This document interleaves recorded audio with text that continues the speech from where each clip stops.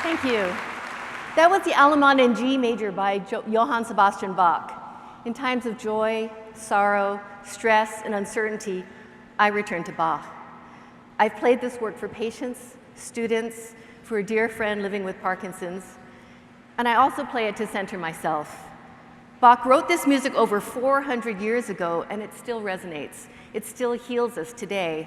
And we know that music has had a role in healing for far longer in every culture. Dr. Albert Schweitzer, like so many of us in this room, was a musician long before he became a doctor. He was a Bach specialist, an accomplished organist, theologian, and philosopher, but when he learned about the need for healthcare in French Equatorial Africa, he studied medicine at the age of 30 and established his clinic, now the Albert Schweitzer Hospital in Lambaréné, Gabon. I first learned of Schweitzer through his books on Bach, in which he described the visual imagery that Bach evokes and discusses the humanism in Bach's music over the technical. It is this humanism in Schweitzer's music, theology, philosophy, and medicine that is the common thread.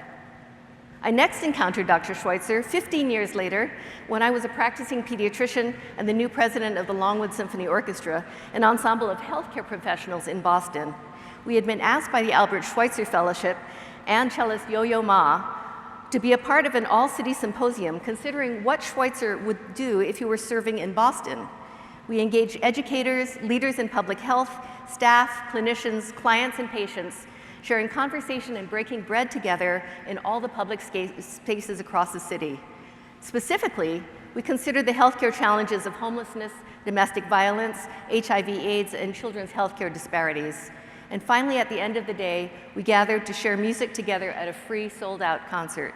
But when we looked at the audience that should have been full for 1,000 seats, we were caught by the empty seats where the unhoused and the domestic violence survivors would have sat. And it was at that moment that we learned this: as musicians and physicians, to serve and lead, we must first learn to listen.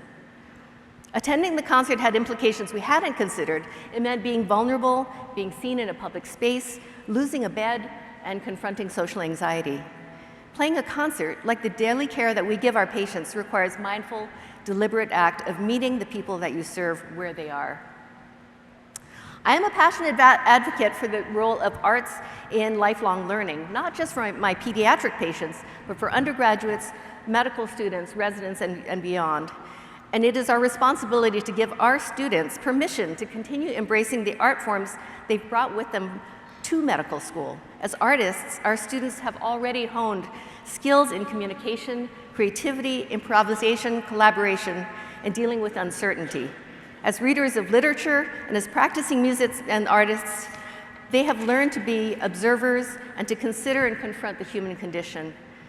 Even as we now help them embrace their new art, the art of medicine, we can help them realize they already have a well-equipped toolbox from which they can draw empathy and resilience, tools that help them care for their patients, their colleagues, and themselves. And now I will join with Melanie Ambler to play a work by African-American composer Florence Price, born in 1887. Her daughter wrote that Florence Price originally wanted to be a doctor, but found that road to be too difficult for a Black woman raised in Arkansas. Instead, she broke all the molds and became the first Black woman composer to attend conservatory and have her music performed by major symphony orchestras.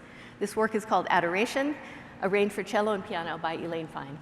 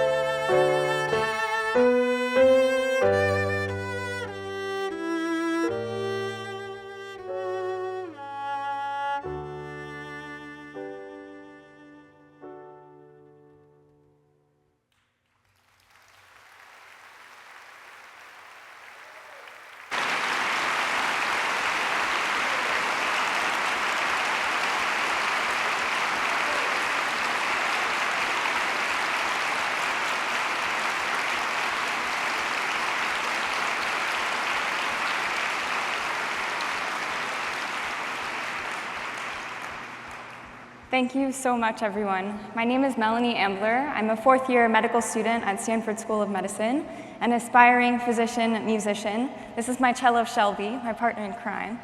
And it is such a pleasure to share the stage with Lisa, my role model in this career that I'm embarking upon. I thought I would share with you about the experience as a medical student in integrating my art in whatever way that I can within the confines of the rigor of a medical education.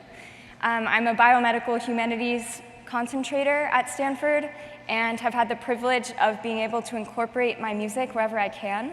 I've made it my tradition and goal to bring my cello into work. So I show up to rotations and my teams are like, what are you doing?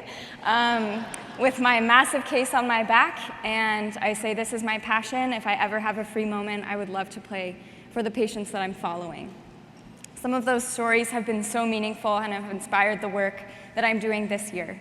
One patient in particular, I was on my trauma surgery service, and he had just been in a car accident, fractured his spine, fractured his left hand, and he said that he was a bassist, and that is a devastating injury if you're a bassist. He asked if I would bring my cello in to play, and I happily agreed. The surgeons also agreed, which was surprising to me. And I went into his room, started playing the first piece, and his IV transfusion pump started alarming, that all too familiar. And I was sitting there quite annoyed by it. He was also annoyed by it. The nurse had said that it was malfunctioning, so there was not to worry if it went off during the performance. I got up to turn off the IV pump, but then I listened again, and I heard a B, and I heard a beat. And I sat back down, he looked at me really confused, and I just started to jam along to the IV pump. He was quite confused, but then kind of settled into his bed, and I could see his body just kind of melt as I played this really lulling meditation to the IV transfusion pump. And when I opened my eyes, he was crying in bed, and he said, "You just made something so ugly sound so beautiful." That then inspired this entire year of taking time off to do a medical scholars humanities project that Stanford has agreed to fund, which is wonderful. And I'm essentially working with patients in palliative care where I have a recording session with them in their room. I interview them about a story from their life. Either them or their parents or their families can participate. And they share something like transporting me to their favorite place on earth. I've been to India, I've been to Ireland, I've been to the Sierras, to Monterey. I've heard about the tales of twin sisters, about friendship, about the joy of baby Yodas, everything under the sun. And after patients share their story, I then sit with them in their room and I improvise the soundtrack to that story. Those are recorded and given back to the patients and their families as a legacy project. I'd like to share with you this last piece that we will play entitled Sun Up. It's a piece that's very near and dear to my heart. I played it throughout the pandemic for patients, doctors, family members, friends, anyone that would listen to it, honestly. I think it brings light in dark times and is the perfect piece to play today.